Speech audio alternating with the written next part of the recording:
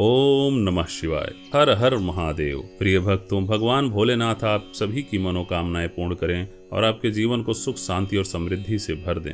आज आप सभी शिव भक्तों का यह महान सौभाग्य है कि आपको महादेव की महिमा से जुड़ी एक पावन और सच्ची कथा सुनने का अवसर प्राप्त हो रहा है।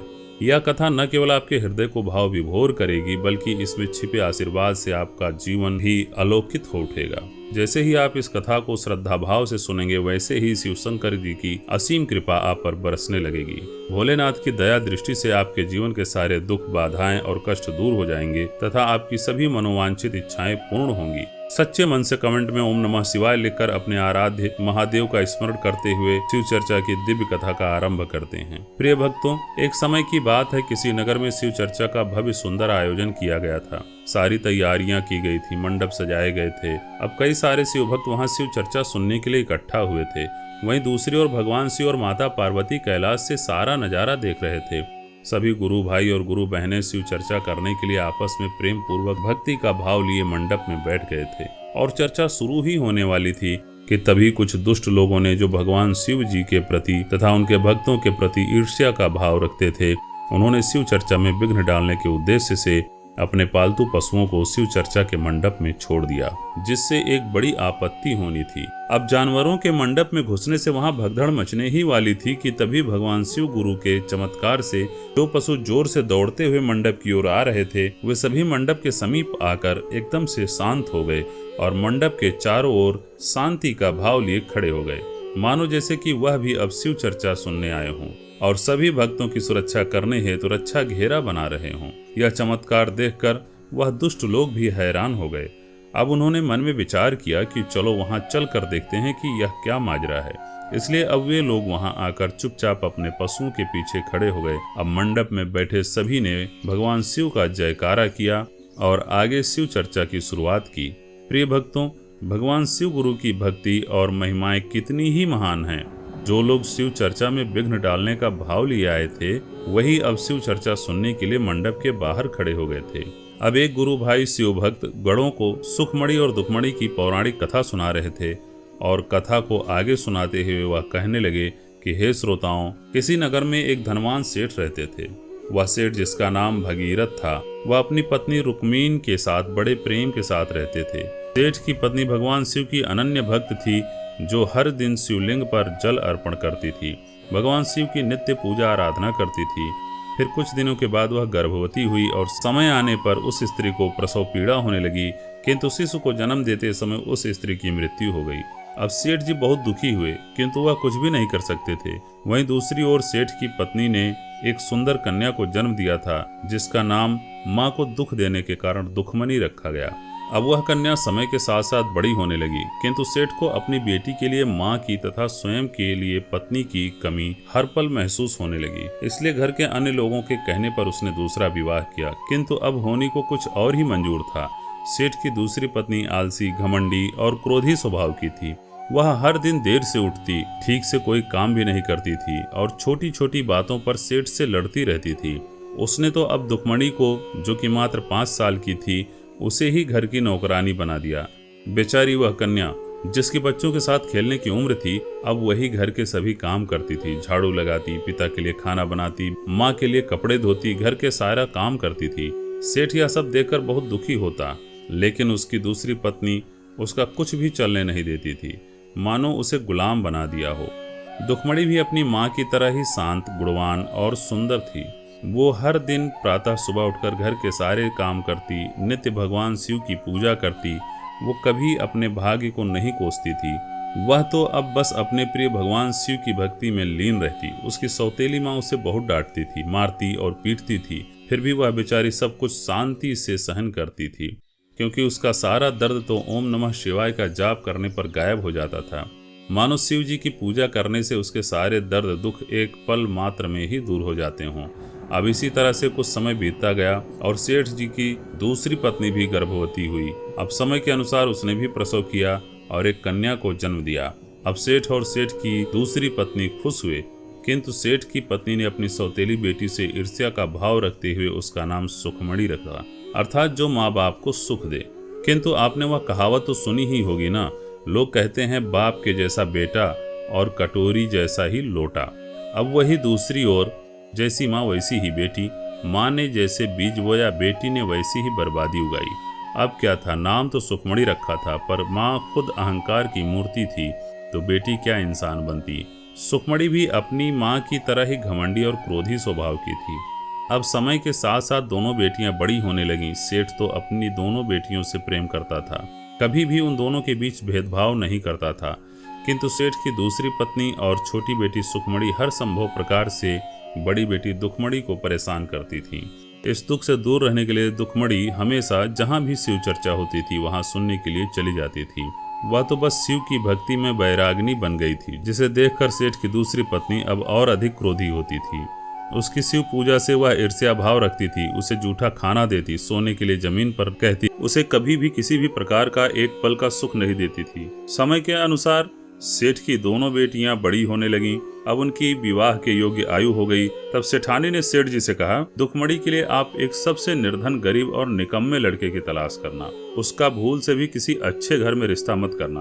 अगर तुमने ऐसा नहीं किया तो मैं खुदकुशी कर लूंगी, मैं अपनी जान दे दूंगी। अपनी पत्नी की ऐसी बातें सुनकर सेठ ने मजबूरीवश अपनी प्रिय बेटी का विवाह पास के गांव के एक गरीब किसान के घर में कर दिया।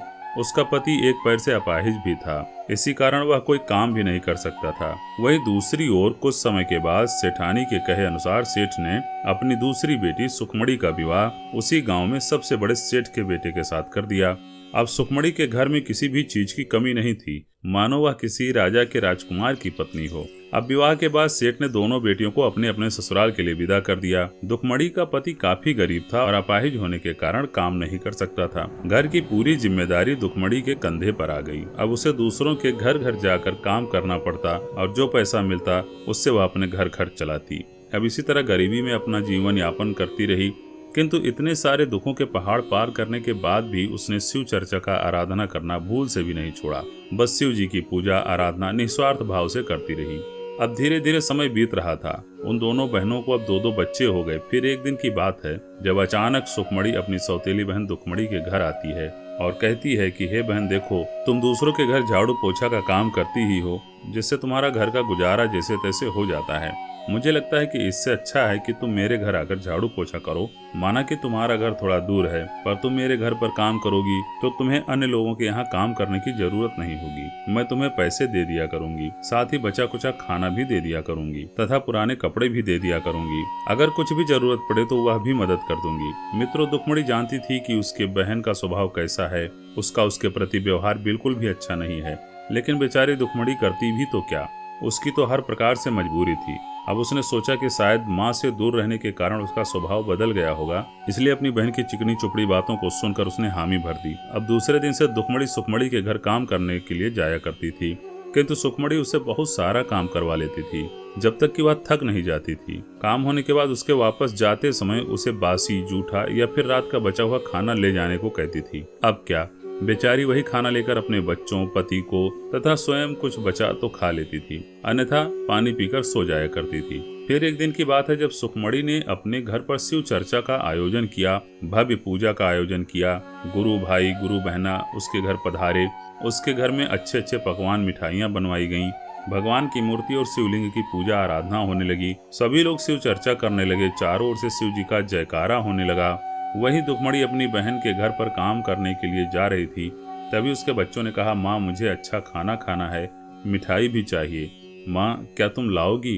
तब दुखमणि ने कहा, बेटा मैं क्या करूं, कहां से लाऊं? मुझे बड़ा दुख होता है कि तुम्हारी इच्छा नहीं पूरी कर पा रही हूं। तुम्हारे पिताजी भी कुछ काम नहीं कर पाते हैं। तब बच्चा बोला, माँ मौसी के यहाँ आज शिव चर्चा है, मैंने गांव की औरतों से सुना था। तब दुखमणि कहती है, हाँ बेटा मैंने भी सुना है, किंतु मैं हर रोज जाती हूँ, लेकिन आज तुम्हारी मौसी ने मुझे नहीं बुलाया है।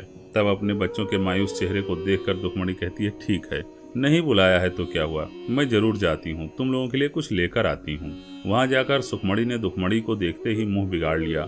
इसे देखकर दुखमणि दुखी तो हुई, लेकिन बेचारी करती भी तो क्या, वह बड़ी आस लेकर आई थी, इसलिए अपनी बहन से कहती है, हे बहन आज तुम्हारे घर पर शिव चर्चा का आयोजन हुआ है, मुझे लगता है शायद तुम मुझसे कहना भूल गई। तब तीव्र कटु शब्दों के साथ सुखमणि ने कहा कि अरे मैंने तुझे बुलाया ही नहीं था, फिर तू क्यों मुंह उठाकर चली आई, क्यों मेरी सहेलियों में मेरी बेइज्जती करवा रही है? अब आ गई हो तो चलो जाओ वहाँ एक कोने में बैठ जाओ और किसी से कुछ भी मत कहना, बस चुप रहना, चुपचाप शिव चर्चा सुनकर चली जाना। अब बेचारी किस्मत की मारी दुखमड़ी एक कोना पकड़ के बैठ जाती है और शांति से ध्यान पूर्वक सारी शिव चर्चा सुनती है। वो शिव चर्चा सुनने में मन मुग्ध हो गई और उसकी जब बारी आई तो उसने भी शिव गुरु को प्रणाम किया और भजन गाया, पूजा आराधना की। अब इसी प्रकार शिव चर्चा पूर्ण हुई। अंत में सुखमणि ने सभी को प्रसाद दिया, लेकिन उसने अपनी बहन को प्रसाद नहीं दिया।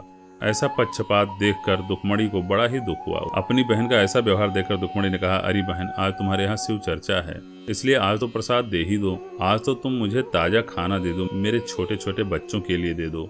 मैं बस मेरे लिए नहीं मांग रही हूँ। वे बड़ी आस लगा कर बैठे हैं कि उनकी माँ मौसी के यहाँ से भोजन लाएगी। तब सुखमणि ने क्रोध में आकर कहा, हे भिखारन, उठ और चली जा। तुझे अपने घर पर क्या आने दिया? तू तो मुझ पर ही रौब दिखा रही है। आज तो तुझे कुछ नहीं मिलेगा। चल उठ, चली जा अपने घर।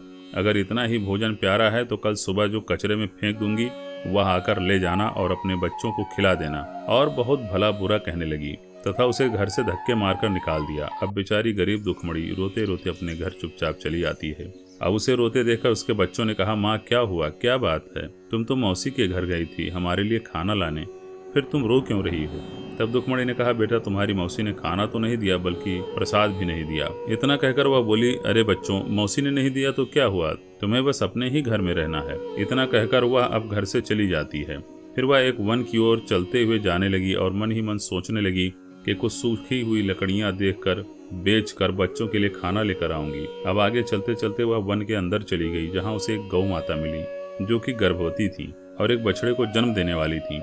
उन गौ माता की प्रसव पीड़ा को देखकर दुखमणि को बहुत दुख हुआ। तभी गाय माता ने कहा कि बेटी मेरी जरा मदद कर दो, मुझे अब असहनीय प्रसव पीड़ा हो रही है, मेरे पेट पर हाथ फेर दो। तब दुखमणि ने उनके बच्चे के जन्म होने के लिए मदद की और बच्चे का जन्म होने पर गौ माता का दूध भी पिलाया। वो गाय कोई और नहीं बल्कि स्वयं गौ माता कामधेनु थी। उनके बच्चे को सुरक्षित देखकर वह गौ माता अति प्रसन्न हुई और उन्होंने दुखमणि से कहा, बेटी मैं तुम्हें एक पात्र देती हूँ जिसमें तुम प्रतिदिन खाना बनाकर खाओ, लेकिन इसका उपयोग तुम घर में जाकर ही करना। तब वह पात्र दुखमणि ले लेती है और आगे बढ़ जाती है। तब आगे चलते हुए उसे एक नागिन मिल जाती है। उसके पूरे शरीर पर केंचुली थी जिसे वह चाह कर भी नहीं निकाल पा रही थी। वह बहुत कोशिश कर रही थी जिस कारण से उसे ठीक दिखाई नहीं दे रहा था। तब उस नागिन ने कहा, बेटी मेरी जरा सी मदद कर दो, मैं बहुत पीड़ा में हूँ, मुझे ठीक से दिखाई नहीं दे रहा है, जिस कारण से मैं बहुत भूखी हूँ। तब दुखमणि उसकी मदद करती है और वह नागिन आसानी से केचुल छोड़ देती है। तब वह नागिन अपने स्वरूप में आकर दुखमणि को बहुत सारे हीरे मोती देती है। मित्रों, वह नागिन स्वयं नाग माता थी जो कि पाताल लोक से आई थी। अब दुखमणि वह सारे गहने लेकर आगे बढ़ जाती है। तब उसे आगे वन माता मिलती हैं जो कि स्वयं देवी पार्वती होती हैं। वह एक बूढ़ी औरत का रूप धारण करके वहां बैठ जाती हैं और दर्द से कराहने लगती हैं। तभी बूढ़ी माँ दुखमणि को देखकर कहती हैं, हे बेटी मेरी जरा मदद कर दो, मेरे पैरों में बहुत दर्द हो रहा है, कृपया करके पैरों को दबा दो। तब मन में निसंकोच भाव लिए दुखमणि उस बूढ़ी माँ के पैर दबाने लगती है, उनकी सेवा करने लगती है।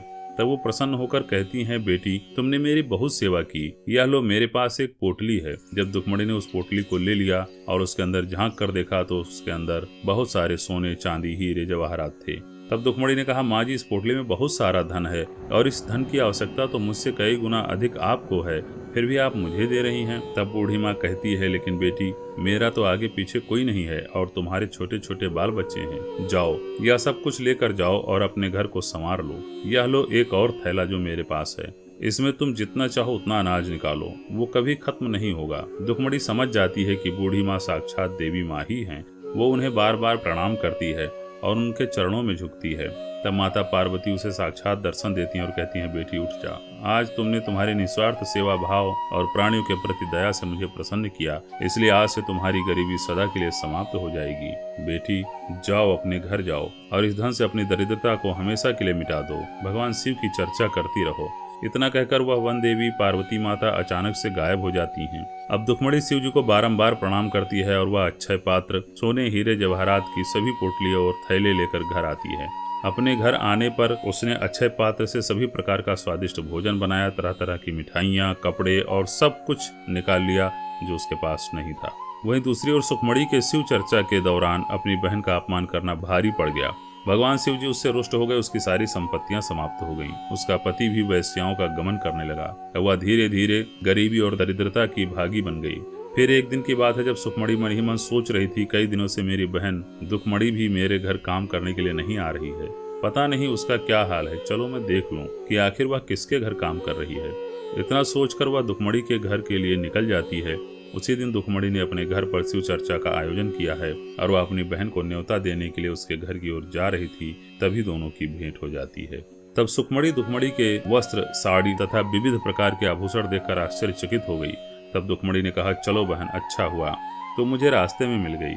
मैं तुम्हें अपने घर पर शिव चर्चा का निमंत्रण देने आई थी। अब वह दोनों चलते हुए दुखमणि के घर आती हैं। दुखमणि के महल जैसे घर को देखकर सुखमणि का मुंह खुला का खुला रह गया। तब उसने पूछा, अरे बहन, तुमने किसी राजा के यहाँ चोरी या डाका तो नहीं डाला? बहन, कल तक तो तुम्हारे घर में खाने के लिए अन्न का एक दाना तक नहीं था, और आज इतना सारा धन कहाँ से आ गया? तुम्हारे पति ने कहीं डाका तो नहीं डाला? तब दुखमणि कहती है, अरे बहन, हमने कहीं डाका नहीं डाला है और न चोरी की है।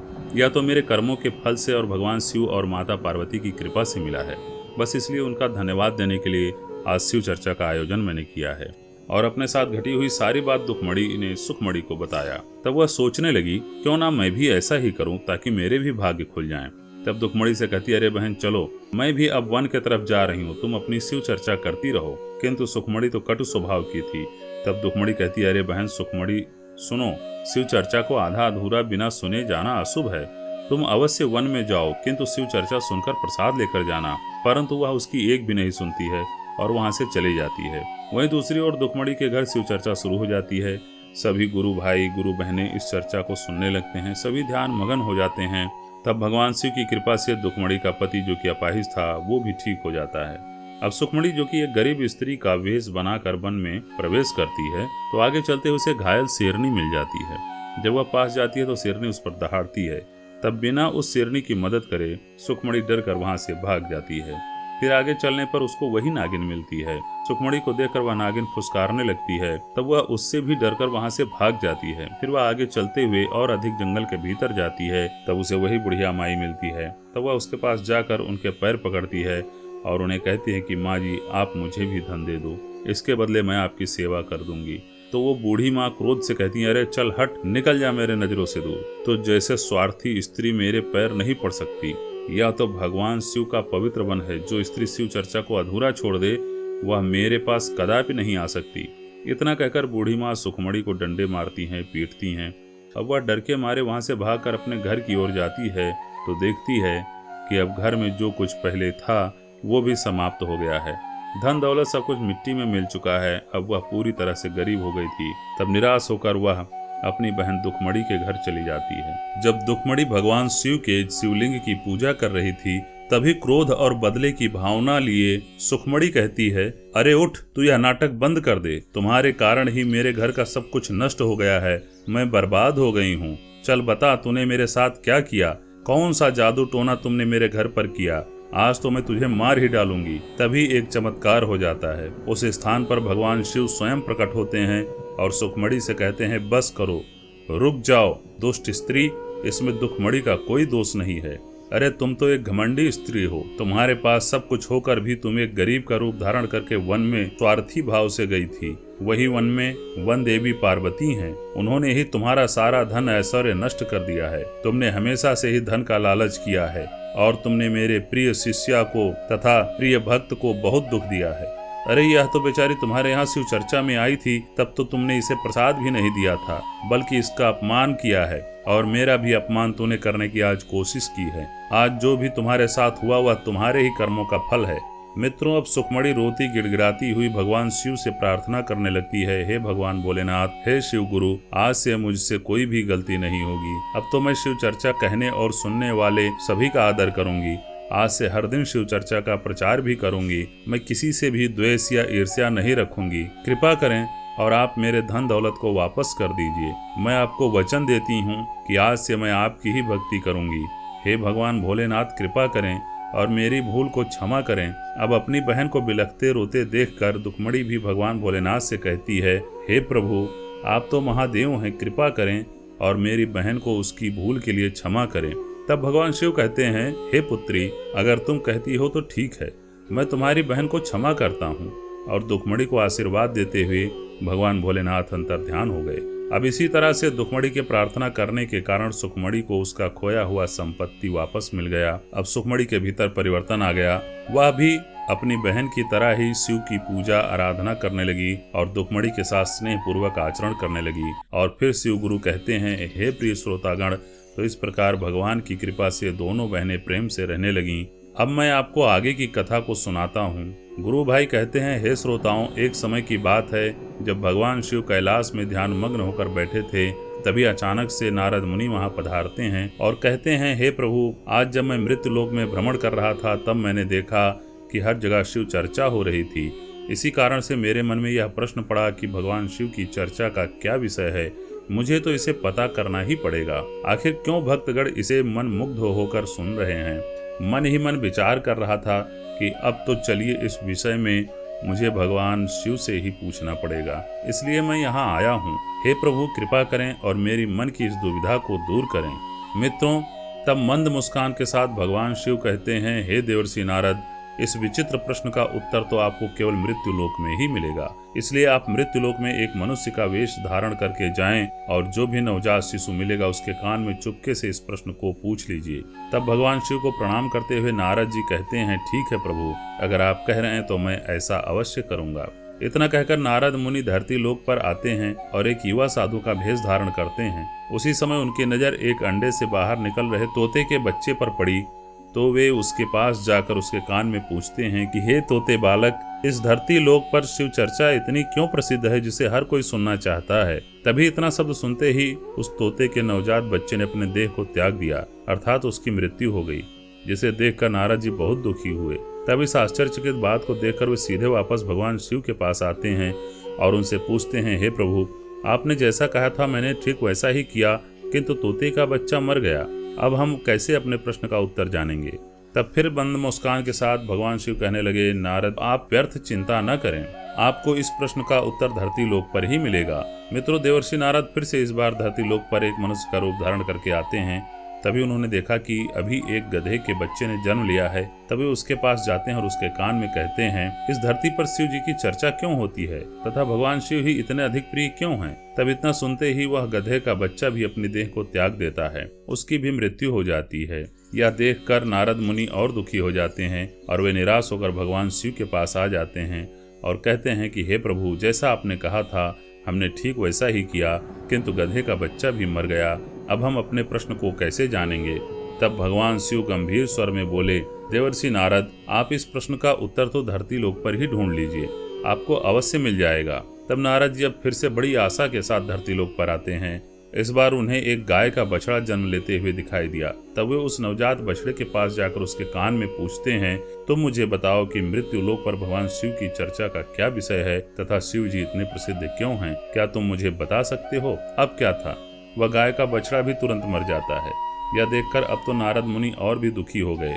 वे मन ही मन विचार करने लगे, मैंने यह कैसा प्रश्न पूछ लिया है जिसका उत्तर तो कोई नहीं जानता, पर प्रश्न सुनते ही सबकी मृत्यु हो जाती है। अब चाहे कुछ भी हो, मैं तो इस प्रश्न का उत्तर भगवान शिव के मुख से ही सुनूंगा, क्योंकि मेरे कारण 3 नवजात शिशुओं की मृत्यु हुई है। बस अब नहीं, मैं इनकी मृत्यु का पाप अपने सिर नहीं ले सकता हूँ। इतना विचार करते हुए नारद मुनि फिर से भगवान शिव के पास आते हैं और सारी कथा बताते हैं। फिर कहते हैं, कृपया मेरी शंका का निवारण करें तथा मुझे इन प्राणियों की हत्या के पाप से मुक्ति दें। मैं इस प्रश्न के उत्तर को केवल आपके ही मुख से सुनना चाहता हूँ। मैंने जिससे भी यह प्रश्न पूछा उसकी मृत्यु हो जाती है। तब भगवान शिव बोले, हे नारद जी, आपको इस बार निराश नहीं होना पड़ेगा, आपके प्रश्न का उत्तर आपको अवश्य मिल जाएगा। आप दोबारा से धरती लोक पर ही जाएंगे तो आपको वहीं जवाब मिलेगा। अब नारद जी बहुत ही आशा और विश्वास के साथ फिर से धरती लोक पर पधारते हैं। इस बार उन्हें एक राजा के भव्य महल में एक बच्चा जन्म लेते हुए दिखाई दिया। उस राजा के यहाँ एक पुत्र का जन्म हुआ था। उस राजा के विवाह के कई सालों बाद और बहुत मन्नतें मांगने से हुआ था। करीब 10 से 12 सालों के बाद उसे एक बेटा हुआ था। इसलिए उस राजमहल में बहुत ही बड़ा उत्सव मनाया जा रहा था। वहाँ उपस्थित सभी लोग राजा के बेटे को देखने के लिए बहुत ही उत्सुक थे। वहीं राजा के दरवाजे पर पहरेदार खड़े थे। तब नारद जी ने एक साधु का रूप धारण किया और उनके द्वार पर पहुंचे। तब सिपाहियों से पूछते हैं कि यहाँ इतनी भीड़ क्यों है। तब सिपाही कहते हैं कि अरे महाशय, आप नहीं जानते, हमारे राजा के यहाँ कई सालों के बाद एक पुत्र का जन्म हुआ है, इसलिए सब लोग राजकुमार को देखने के लिए ही इकट्ठा हुए हैं। तब साधु रूपी नारद बोले, हे सिपाहियों, अब मैं भी राजा के बेटे को देखना चाहता हूँ। तभी उन सिपाहियों ने कहा कि हे महाशय, आपको अंदर जाने की अनुमति नहीं है। तब नारद मुनि कहते हैं, जब तक मैं इस पुत्र का मुख न देख लूं तब तक मैं यहाँ से एक पल भी नहीं हटूंगा। अब इस प्रकार का हट देखकर सिपाही विवश हो गए और उन्होंने अपने राजा को बुलाया। जब राजा वहां पहुंचे तब साधु ने कहा कि हे राजन, मैं आपके पुत्र को देखना चाहता हूं और उसे आशीर्वाद देना चाहता हूं। तब उस साधु का तेजस्वी रूप देखकर राजन उसकी बात को मान लेते हैं। उन्हें अपने साथ लेकर राजकुमार के कक्ष में जाते हैं। तब साधु महात्मा कहते हैं, हे राजन, मुझे इस बालक से एकांत में कुछ वार्तालाप करना है। यह सुनकर वे राजन आश्चर्य में पड़ गए और कहने लगे, हे मुनिवर, आप यह क्या कह रहे हैं? भला आपको इस नवजात शिशु से क्या बात करनी है? इसकी आयु तो मात्र 2 घंटे की है, यह आपसे कैसे बात करेगा? तब मुनिवर कहते हैं, हे राजन, मैं इस बालक की खोज करते करते यहाँ आया हूँ। इसके पीछे विधाता का गूढ़ रहस्य होगा। मैं बहुत समय से इस बालक की प्रतीक्षा कर रहा था। तब वह राजन थोड़े समय तक विचार करते हुए हामी भर देते हैं और कहते हैं, हे मुनिवर, अगर यह ईश्वर की देन है तो ठीक है, आप इस बालक से एकांत में अवश्य संवाद कर सकते हैं। इतना कहकर उस राजा सहित अन्य सभी लोग उस स्थान से बाहर चले जाते हैं और कमरे को बंद कर देते हैं। अब नारद मुनि अपने असली रूप में आते हैं और उस बालक के पास जाते हैं। उसके कान में पूछते हैं, बालक, इस मृत्यु लोक पर शिव चर्चा इतनी प्रसिद्ध क्यों है? भगवान शिव की महिमा इतनी महान क्यों है? तब वह बच्चा अचानक से उठकर बैठ गया और बोला, हे मुनिवर, आपने यह प्रश्न हमसे तब भी पूछा था जब हमने एक तोते के रूप में जन्म लिया था। केवल शिव चर्चा शब्द सुनकर हमें उस जन्म से मुक्ति मिल गई थी। उसके बाद आपने यही प्रश्न हमसे तब भी पूछा था जब मैंने एक गधे और गाय के बच्चे के रूप में जन्म लिया था, जिस कारण हमें पशुओं की योनि से मुक्ति मिल गई थी। 3 जन्मों से मुक्ति मिल गई थी। इसका कारण केवल भगवान शिव का नाम था जो आपने हमारे कान में लिया था। अब जाकर मुझे एक मनुष्य का जन्म मिला है। अब मैं सारा जीवन भगवान शिव की पूजा आराधना करूंगा। यह सुनकर नारद मुनि के रोंगटे खड़े हो गए और उन्हें उनके प्रश्न का उत्तर मिल चुका था। अब वे हर हर महादेव का जाप करते हुए उस स्थान से अंतर्ध्यान होकर स्वर्ग चले गए। मित्रों, उस गुरु भाई ने अपनी कथा को पूर्ण विराम दिया और कथा की समाप्ति के बाद वहां उपस्थित सभी लोगों ने भगवान शिव का जय जयकार किया।